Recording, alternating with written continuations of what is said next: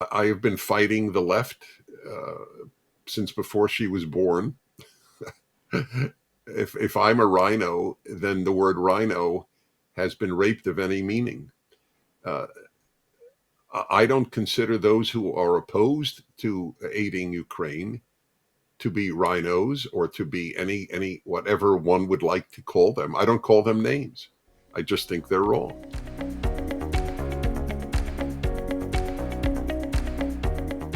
Hello and welcome to Reasons UK with me, Darren Grimes. I appreciate you joining us today. Please do consider hitting that little subscribe button and the notification bell that resides next to it so you don't miss out on any future content. And folks, we know times are hard, but if you're in a position to support Reasoned and keep our independent voices online, there'll be a link in the description to do so. Now on with the show. It's a year since the Russian invasion of Ukraine, and folks, nobody can deny the sheer horror of the consequences of war. Between 80,000 and 100,000 Ukrainians are estimated to have died or been wounded so far, along with 180,000 Russians. Now, nobody can actually verify these figures. These are question marks at best. But the freshly dug graves and the photographs of bereaved families portray a nation under siege, with millions fleeing their homes and the numbers of volunteers to recruitment centres to serve in the armed forces in the country becoming less of a flood and sadly more of a trickle. Now, it's quite clear to any observer of events over recent years that the West, the NATO, the EU, you name it, the world massively underestimated Russian President Bad Vlad after an attack on Georgia, the annexation of Crimea, the unmarked troops in the east of Ukraine, and of course the use of chemical weapons in Blighty, here in Britain, in Salisbury to be precise.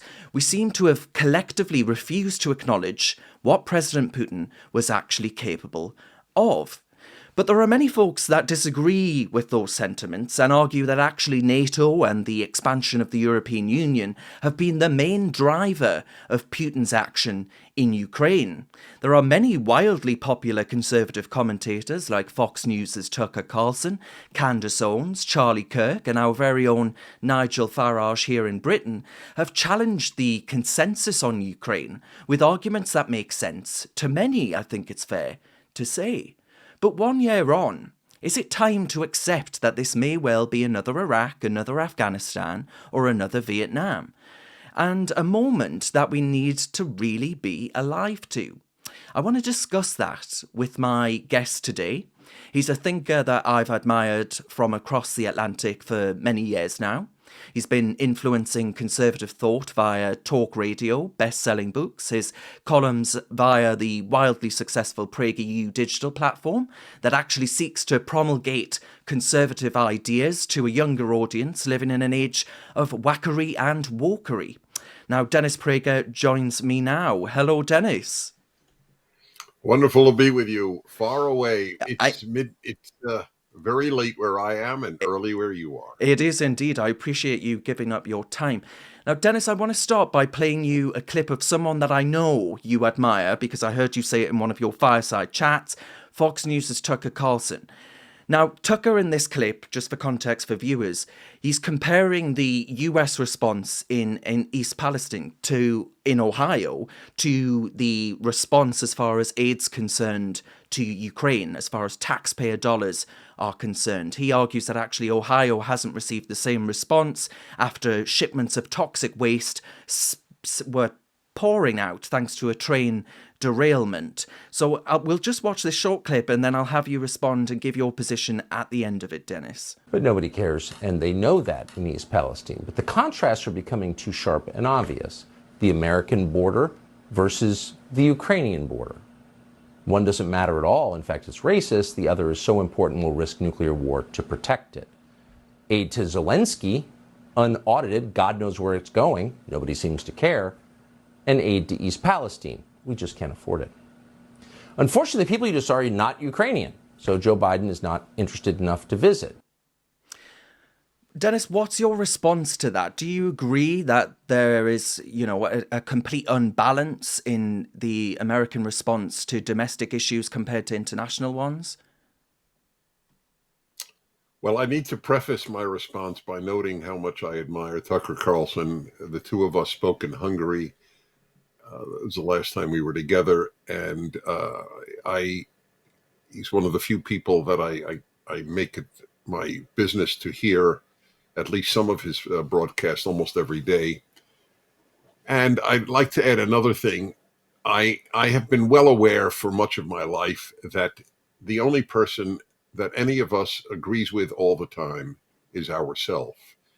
So if I am going to abandon someone, or if someone is going to abandon me because of a position that they don't agree with, we will have no allies, and we will lose to the terrible forces of evil, and they are forces of evil that wish to destroy Western civilization.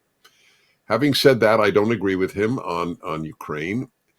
Moreover, it's so un-Tucker-like, in my opinion. And I say this again only with respect. He's done a PragerU video. I've been on his show. I just want to make this clear again. To point out East Palestine or anything in America vis-a-vis Ukraine, and there's a simple reason. Let us say the United States did nothing for Ukraine, nothing, just watched as Russia gobbled up a country. Would Joe Biden then have sent aid to this little town in Ohio? Of course not.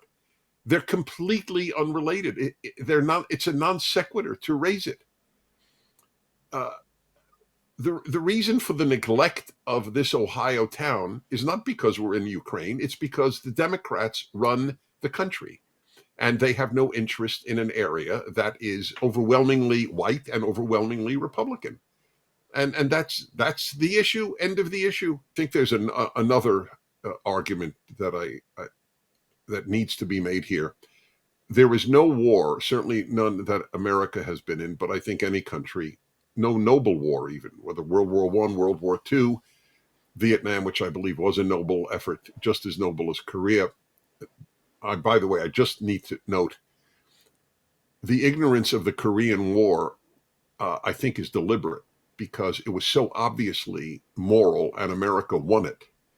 Although half of Korea went communist and is a hellhole now, every argument for the Korean War could have been made for the Vietnam War, and therefore I don't understand the dismissal of it as a non-moral war. In any event, it is just worth noting, every war, people have argued, we need this funding here at home. We can't afford to be involved in some other crisis or some other war. So I don't find that argument compelling either, because, as I said, it could have been made and was made by people who opposed America's involvement here in America in any given war. So between those and then the NATO argument, the notion that Putin invaded Ukraine because it was going to join NATO. First of all, it wasn't going to join NATO, to the best of my knowledge. There were people who wanted it, but there are plenty of people who would have opposed it, and it has to be unanimous in any event. I will tell you, the most dispositive argument is not one I hear often made.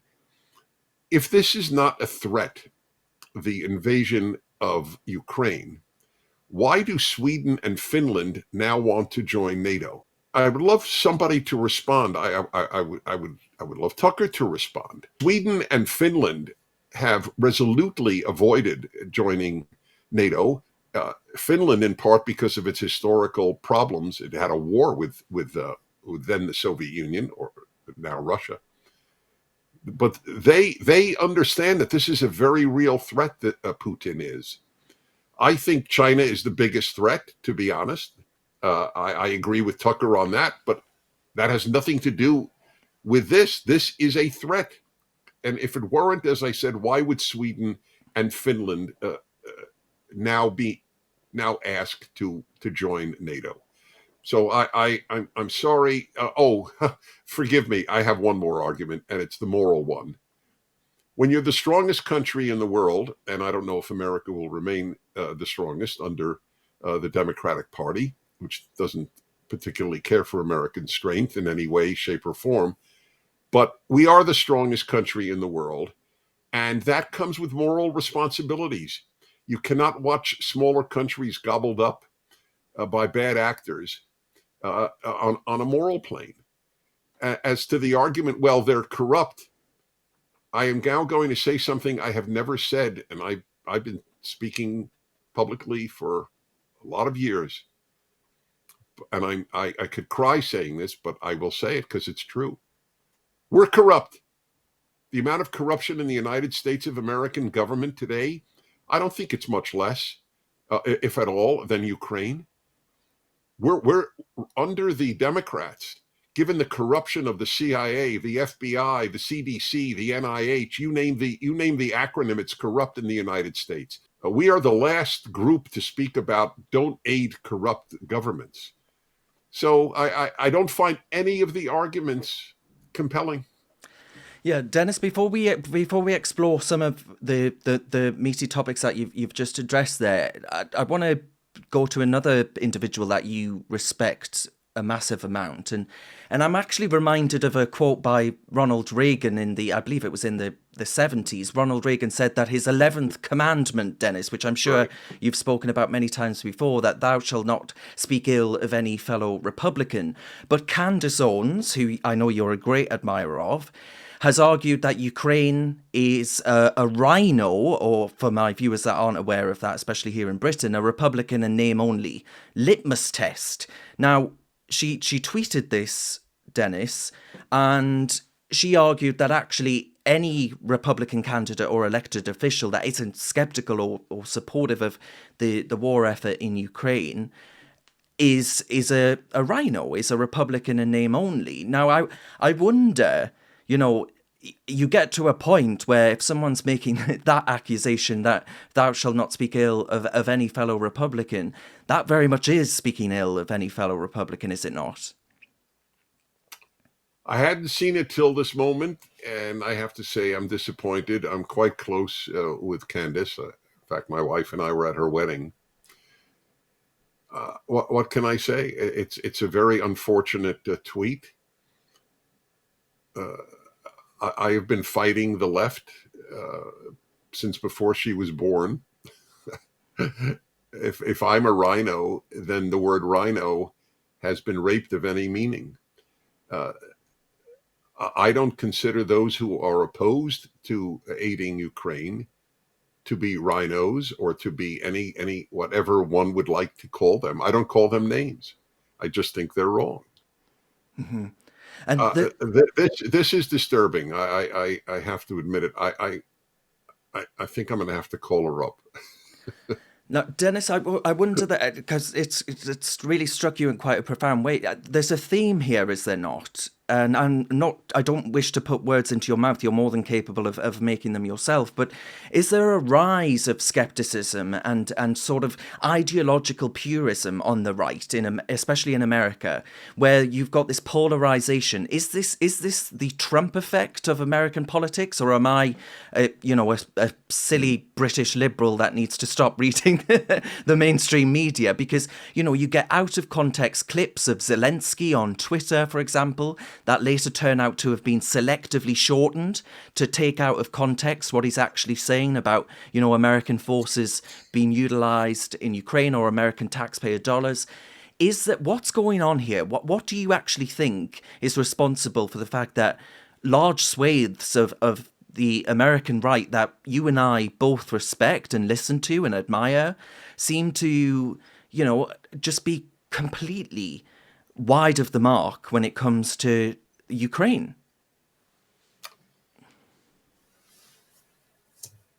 I think this is one instance where I'm reticent to discuss motives, not for political reasons or fear reasons or alienation reasons, but because it's not entirely clear to me what is. Look, maybe we don't even need to delve into explanations. It is quite possible for conservatives to differ with one another on any given issue.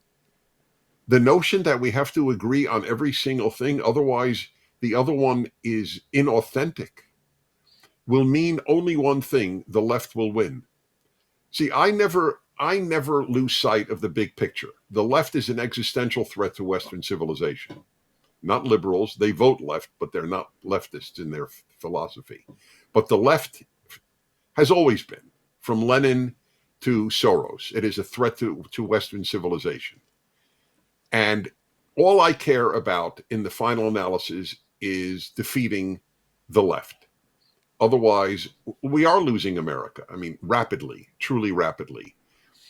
With vast numbers of American children being told that they may not be a boy or a girl, that they will decide for themselves at some later age, and maybe they're neither, non-binary as the term is now used. And the calamity of the left in terms of economics, financially, etc., and then to have a civil war within the Republican Party over Ukraine, well, then you might as well say the game is over. And America was a fine idea for 250 years.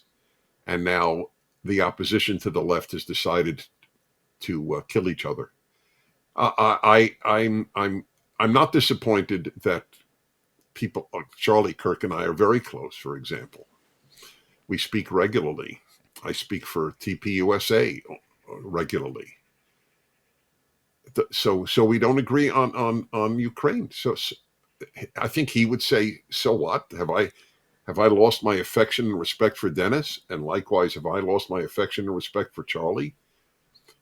But if this is going to tear us apart, then the Russian invasion of Ukraine will have turned out to be the greatest blessing the left has had in recent history. I do want to ask you about a particular Charlie tweet, because and not to analyze the analysis on the person it's himself, but on the proposition that he actually puts forward, Dennis, because he says Putin has clearly made a case, Dennis, for arguing that he's preparing Russia for a war that will last a generation. You know, sanctions haven't bothered him by the West. He believes the West is going to give up on its commitment to Ukraine and seek a deal long before he thinks of doing so. And when the likes of Charlie Kirk, argue that actually, Putin is a thug, he doesn't deny that, and aggression in Ukraine is a giant geopolitical problem, but America actually should rely on its presidents to solve these difficult issues and instead not hurtle towards another endless costly quagmire, as he puts it, like Afghanistan, Iraq and Vietnam. Now, I don't wish to, put forward a question mark around the individual himself, but do you agree with Charlie that we've learned nothing from Afghanistan, Iraq and Vietnam? Do you accept that argument, Dennis? I don't accept the premise. Iraq was in retrospect an error, just for the record, and I even said it on an American left-wing TV show when they used to invite conservatives on Hardball, that I did not call for the invasion of Iraq, as it happens. Once we were there, I was adamant that we win, but I did not advocate going in. I didn't oppose it, and I didn't advocate it. That's as regards Afghanistan, I was for it. I think leaving was the calamity, not entering. It was not, if it was endless, well, so troops in Japan have been endless. Troops in South Korea have been endless. Where American troops have stayed, people have been blessed. It is a blessing to a country to have American troops in their country. That's the record. It was a blessing to Afghanistan, and it was a vile tragedy, a colossal error to have left Afghanistan. As regards Vietnam, Vietnam, in my opinion, could have been won. I think it was lost in America. It was not lost in Vietnam. Uh, if we had a draft, well, we did have a draft in Korea actually, but if we had a media in the 1950s like we had in the late 60s, which regarded America as the villain, and the Vietnamese, even the North Vietnamese, as sort of heroic, a Stalinist regime indistinguishable from Stalin's regime, as it happens, that regarded people as fodder. But had we had that in Korea, we probably would have considered Korea to be endless and costly. The world is a messy place, and if the United States were not the world's policeman, China would be, or Russia would be, or the United Nations would be. I don't think that my friends on the right would like to see such a world, but that's what I think is the result of this view. I might add that if Donald Trump were president, I don't think he would have let Putin just take over Ukraine. In fact, in my opinion, Putin didn't invade Ukraine during the 4 years of the Trump presidency precisely because he feared a Trump response, and I think properly so. So these are unfortunate views of Afghanistan and Vietnam. In not only in retrospect, I think at the time. So I don't Yeah. accept Charlie's premise, and I adore Charlie. On Vietnam, you mentioned there, you said that the American public, it was America that gave up on Vietnam. Do you see that happening with Ukraine already, Dennis? Well, we have a reverse here where the left is for a war and the right is divided. So this is, I'll tell you this. If Putin had invaded under Trump and Trump would have responded with American aid, and nobody is calling for American soldiers, nobody. But had he done that, I really wonder if the left would have supported Trump. I think the left hated Trump much more than it loved America. And so I think that they would have been in opposition. And I wonder if Trump had aided, what would the folks on the right have said then? Trump is a rhino? You don't know, because it's an alternate universe I'm proposing, but it's not illogical.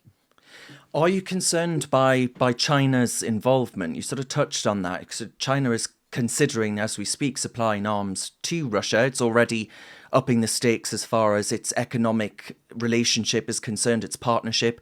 You know, the yen is now massively going up on the Russian stock exchange.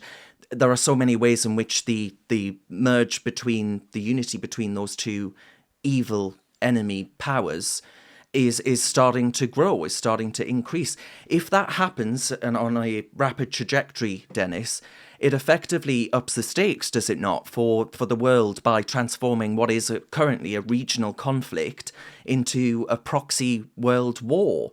Isn't it better to pull back now, some might argue, to actually avoid that absolutely catastrophic scenario? No, I don't think so. For one thing, if we give up now, it is a statement that China is the most powerful country in the world, because it's clear that that's the reason we would have left. The consequences of that are almost too difficult to envision, too terrible to envision. It also means, I think it would mean almost inevitably that China would invade Taiwan, seeing America as easily intimidated.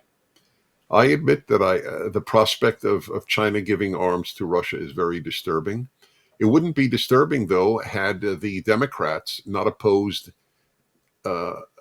the increases in defense spending in the United States, and had European countries lived up to their commitment in NATO to spend on defense.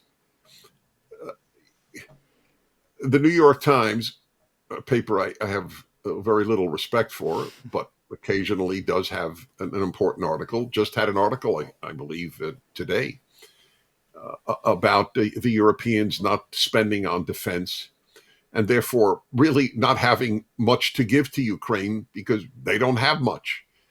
And why? Because they believed that in Europe, they believed war was pretty much over.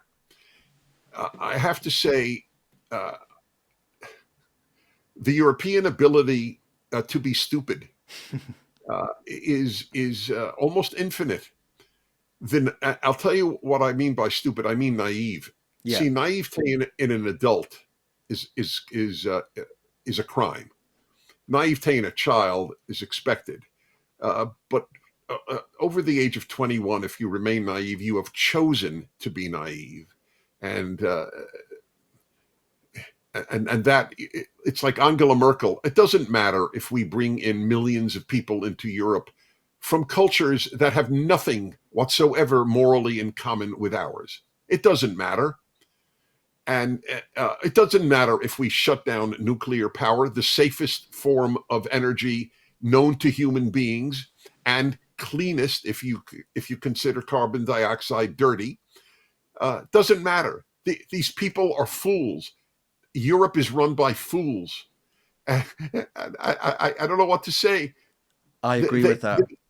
And they knew that they could have their socialist utopias because America's paying the defense bill for them. That's why American liberals and leftists should know when they go, well, look at what you get for free in Europe, as if there's anything in free in life. But aside from that, yes, because they didn't have to spend anything on defense like we did, and it was your defense in Europe that you are in Europe relied on. And now the chickens are coming home to roost. Maybe there really are evil people on Earth. Maybe it's not a good idea to have a World Economic Forum and to control what people drive, what they eat, and literally what they eat. Their hope, as one of their speakers said, is that the meat eating will end. And we eat bugs instead. Yes, because they're filled with protein. Yeah. Insane. Absolutely. I agree with you on Europe. I mean, Dennis, thank your lucky stars that, you're no longer, living in a country like Hungary for all of the merits of Viktor Orban. But, here in Britain, for example, we will defeat Russia apparently by building more wind turbines, Dennis. That's the level of naivety here at home. But I'm wondering, Dennis, is there an element of perhaps utopianism is the word I would use? I mean, there are some that speak of Ukraine like it's a nation that's entirely singing from the same hymn sheet. It's a pretty big country.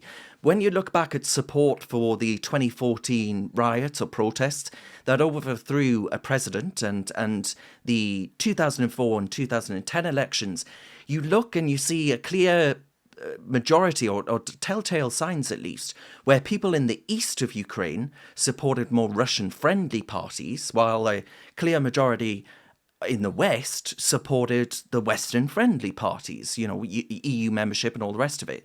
Can you argue and make a clear-cut case that Ukraine is a nation longing for the European Union and NATO membership, and therefore, that warrants Western intervention and Western aid, a sort of proxy war in Ukraine? The idea that Putin would like to reestablish the Soviet Union, I mean, let's not forget Georgia, and you mentioned other instances. This is his dream. If America wishes to watch this happen, then let us announce that. We don't care how many countries you invade. Why are the Lithuanians, Latvians, and Estonians so scared? Why are the Finns and Swedes scared? Are they all run by rhinos? The idea, of course, is silly. This man is a genuine threat to civilized order that we now have. If we're prepared to say, then let's say it. Unless you invade America, we don't give a damn who takes over whom in this world. Why would we care about Taiwan? Yeah. I'm just curious. I don't know. Does Taiwan have corruption? I simply don't know enough about Taiwan. I've been there a number of times, but I don't know its level of honest politics. By the way, there were very little honest politics in South Korea when we fought on behalf of the Koreans. It was quite corrupt, South Korea. But apparently at that time, we thought that communism was worthy of dying for. 37,000 Americans died in Korea. Again, something nobody likes to confront because it upends the left's belief that America only fights for imperialist reasons, and upends the current right-wing idea, well, we could have done better at home. Why would we care? And really, why would we care about Korea? If we don't care about Ukraine in Europe, why would we care about Korea Peninsula out in Asia?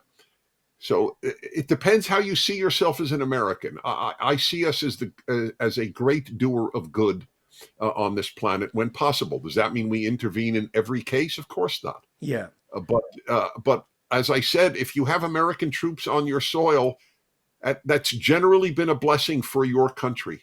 Ask the Koreans, ask the Japanese, ask the Germans.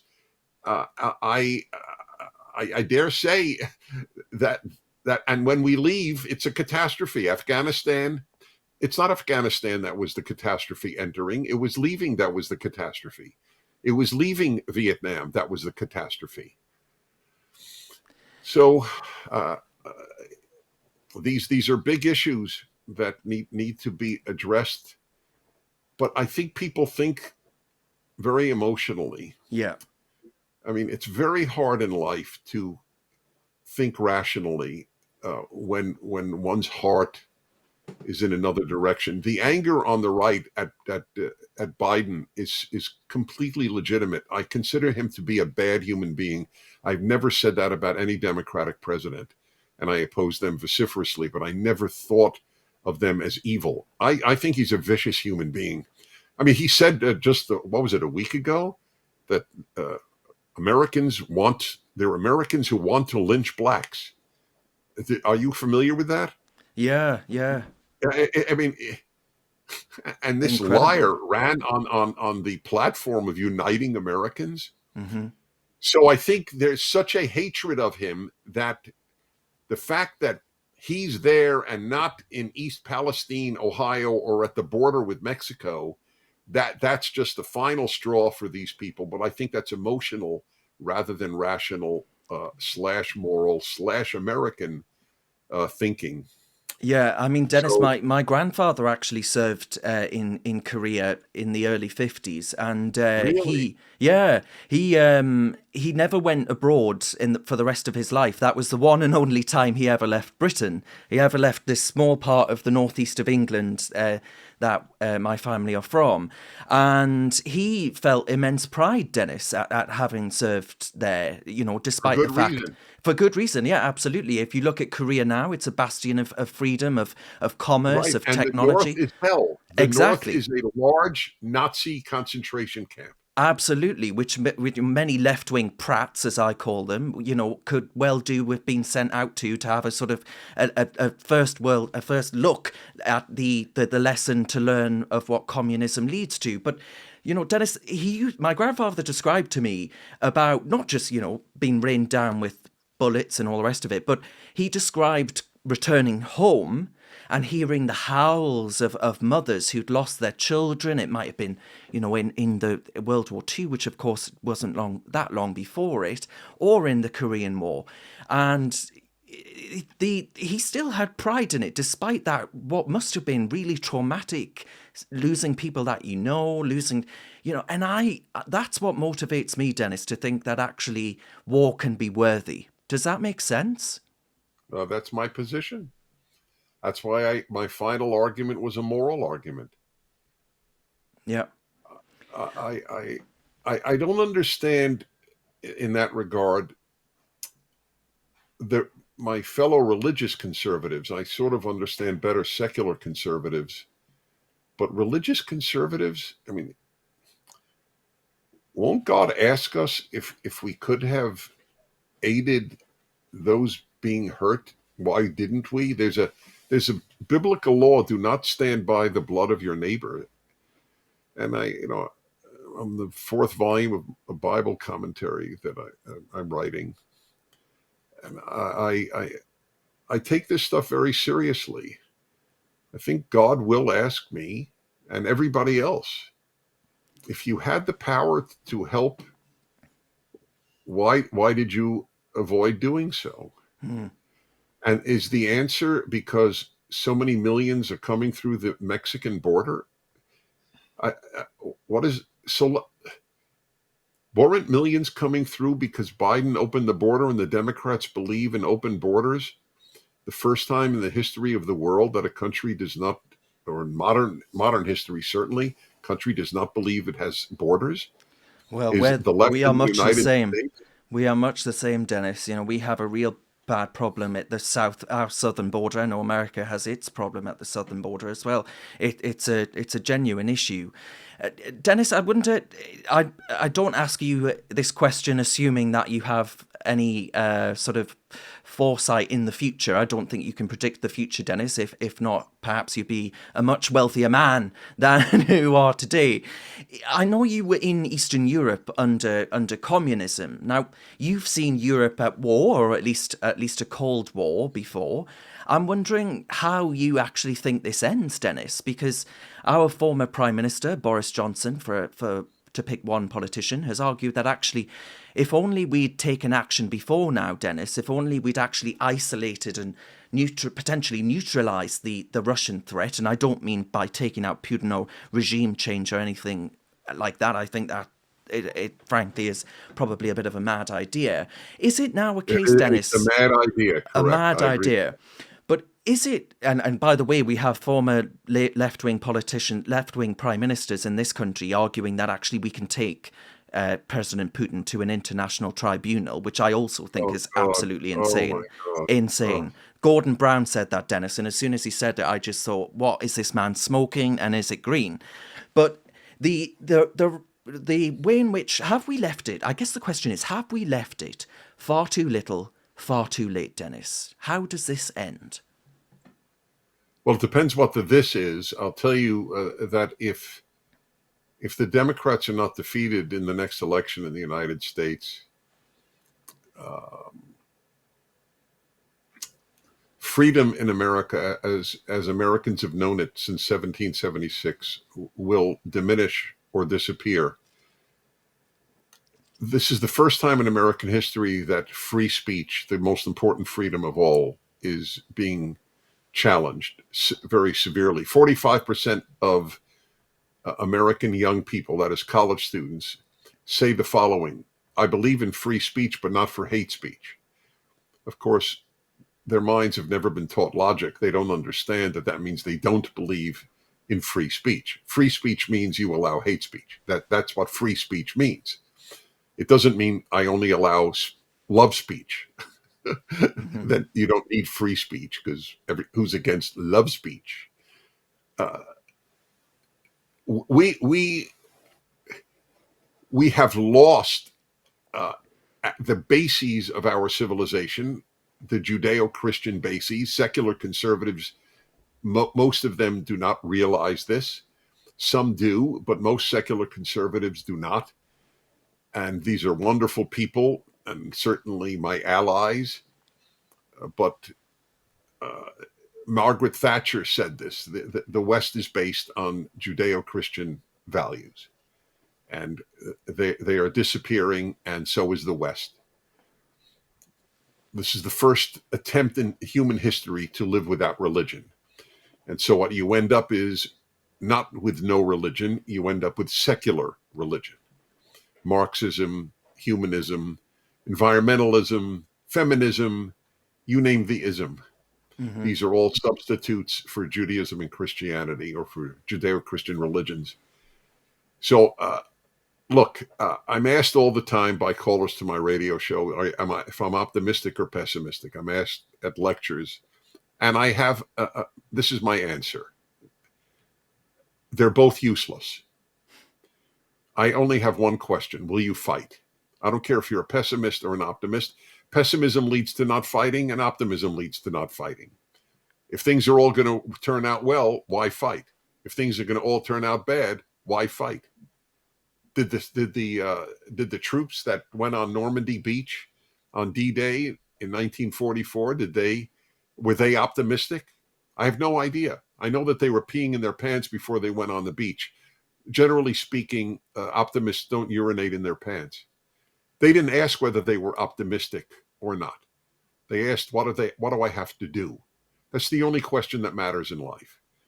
Narcissism is not a substitute for action, and how you feel is a narcissistic question.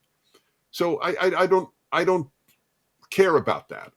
I only know this: the West is being threatened from within, existentially. The only existential threat today is not coming from carbon dioxide.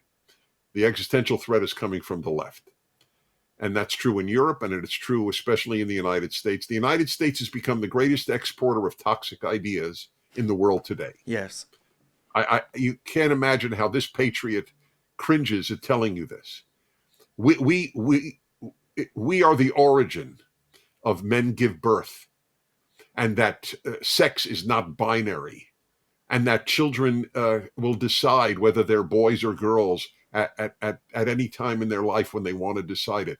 These are sick, toxic things. Girls having their breasts removed that are perfectly healthy because they say they're boys, and surgeons in children's hospitals thrilled to do it because they call it affirming. I mean, we're surrounded by sickness. Yeah. By the way, all of this just reinforces my religiosity when I realize that only secular people say men give birth. That's a fact. Religious people don't say men give birth. Only secular people do. That alone should make you religious. I wonder, Dennis, is there and you raise a very important point there, which is, when politicians can't even tell us what a woman is, for example, how can we expect them to actually tell us the truth? And is that the problem, right? That politicians across the West aren't actually leveling with their electorates about this threat that's not going to go away if we turn back to Ukraine, right? China is a threat. Russia is a threat. The pervasive toxicity that's running through our politics across, I don't think it's just America. I think you're right that it comes from America, but it's certainly infecting the West as well.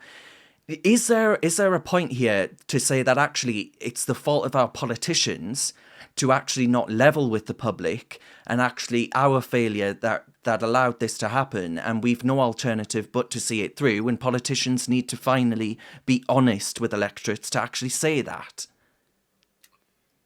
I have a darker view than you. Mm-hmm. I blame the people who vote for the politicians. The voters are responsible. If you vote for a mayor in your city that believes in defunding the police, and then more people are murdered, do you blame the politician, or do you blame the voters that put the politician in power? I blame the voters. I have a darker view than you. And if you want to know the truth, in the United States of America, we have so many spectacular avenues in the non-mainstream media to give you massive doses of truth, whether it was about vaccines or lockdowns. Sweden told the truth. Lockdowns kill. Yeah. Lockdowns ruin the lives of children. And a lot of us were saying it. In April of 2020, I tweeted, you could see it, anyone could see it, and I wrote a column that lockdowns were the greatest international mistake in history. Now, I made clear, not the greatest evil. Obviously, genocide is more evil, but it was the greatest international mistake ever made. And I said that in April of 2020, 2 months after it began. Was I a genius? Was I an expert? No, I simply read what I knew would give me more truth. This is what is going to happen. People knew how it will ruin children's lives. Yeah. Closing schools.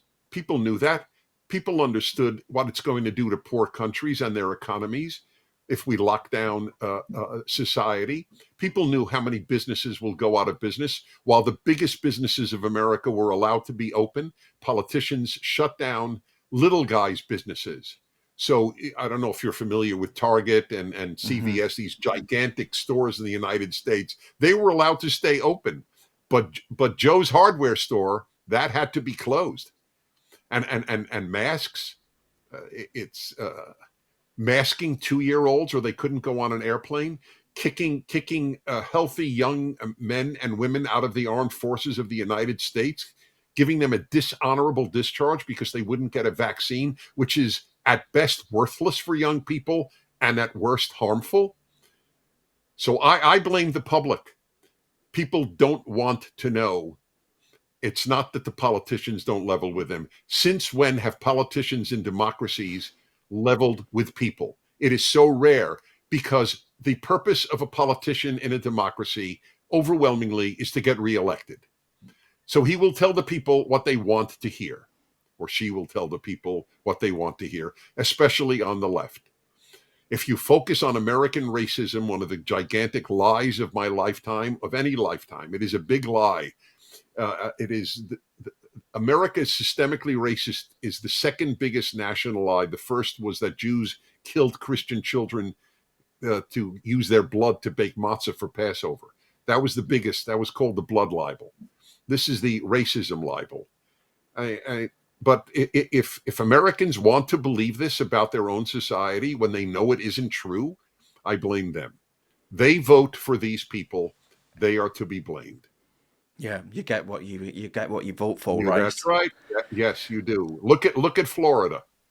It's a free state.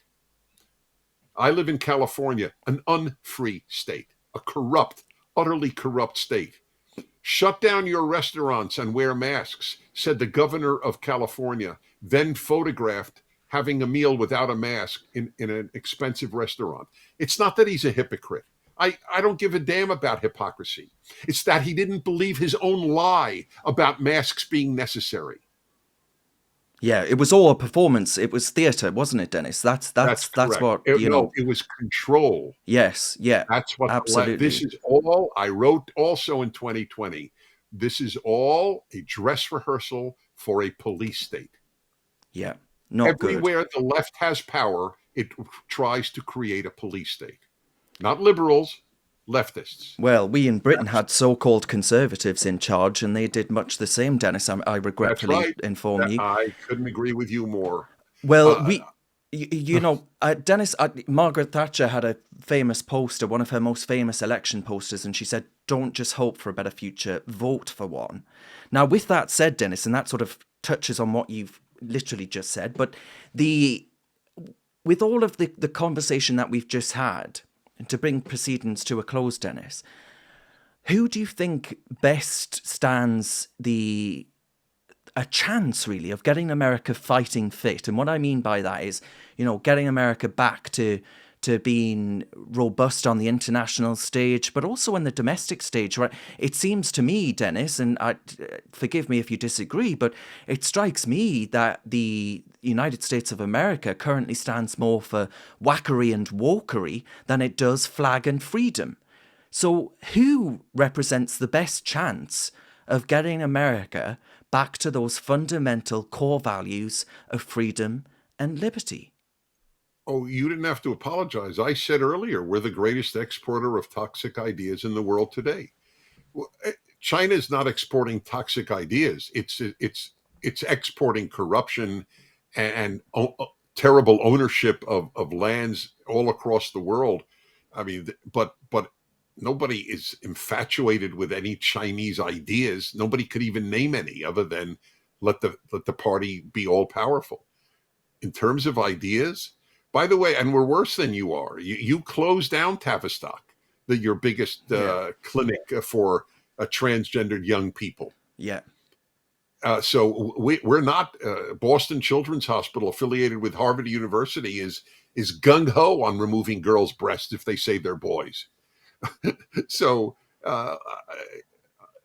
to answer your question, any of the people who have said that they would like to be president on the Republican side, any of them would reinstate truth as a value in America and freedom as the supreme value. Uh, Clearly, Ron DeSantis has proven his effectiveness. And I say this as one who believes that Donald Trump was one of the greatest presidents in American history. But right now, at this moment, what he has proven in Florida, I mean, it's like taking on Disney. It's a very, very courageous thing to do, and telling the courageous because so much of the Florida economy in Central Florida around Orlando is dependent upon Disney. But he has put American values above that consideration. But Mike Pompeo is a terrific man. Nikki Haley was a wonderful ambassador to the United Nations, and governor of South Carolina, Larry Elder, my dear friend, who is this black brilliant orator for freedom. I mean, I'm happy with all of the people who have announced their candidacy. Yeah, it's interesting to hear you say that, Dennis, because as I'm obviously not American, I'm many miles away here in Britain, but I would give a heartfelt plea, I guess, Dennis, to the Republican candidates, to those commentators surrounding the Republican Party. I speak about people like Candace, like Charlie, like Tucker, like whoever else, yourself even, Dennis. Stop all of this internal fighting, right? Stop all of this accusing each other of being rhinos and things like that. America needs to get its act together. America and the Republican Party are needed more than ever before, I would argue, right? We are going down a really, really incredibly dangerous route. Freedom and liberty are the flame of freedom and liberty that America has long burned is at risk of being extinguished, Dennis. And I don't think that's far-fetched rhetoric. I don't think I'm being extreme in what I say there. I'm genuinely quite concerned. Do you share that view? 100%. As I have been saying for years, the human being does not yearn to be free. Freedom is a value that must be inculcated. It is not an instinct that is in the human. Humans yearn to be taken care of, which means not free. Yeah. What is the greatest nightmare of any individual? That they will have to be taken care of when they get old, right? Isn't that everyone's fear? Mm-hmm.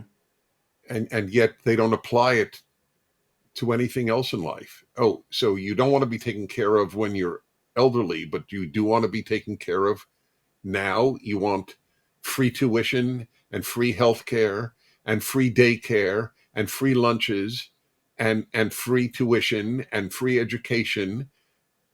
What would you like to pay for? What would you like to control in your life?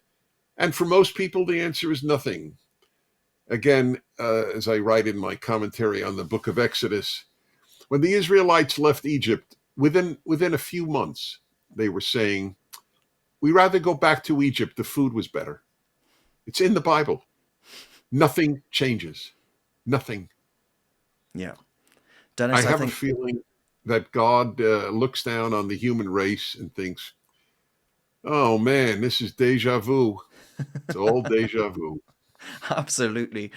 Dennis, I think that's a perfect moment to bring proceedings to a close. But as ever, and I've had you on this channel before, you are one of the most wonderful people I can imagine. It's a real honor to speak to you, and I don't say that to be a sycophant, but I genuinely think that your commentary, what you've done with PragerU is a incredibly beautiful, powerful thing, and I thank you for it. Over here from you, it's a big honor. Thank you. Thank you, Dennis. And I'll put a link, of course, to anyone that hasn't seen PragerU before, which I'm sure is nobody, Dennis, but I'll put a link in the description and they can check it out. But Dennis Prager, thank you very much for your time today. My joy. Reasoned relies upon grassroots donations from people like yourself that want us to continue producing our high quality, free thinking content. So please do consider clicking the link and donating, no matter how big, no matter how small, because it really does ensure that we can keep on keeping on.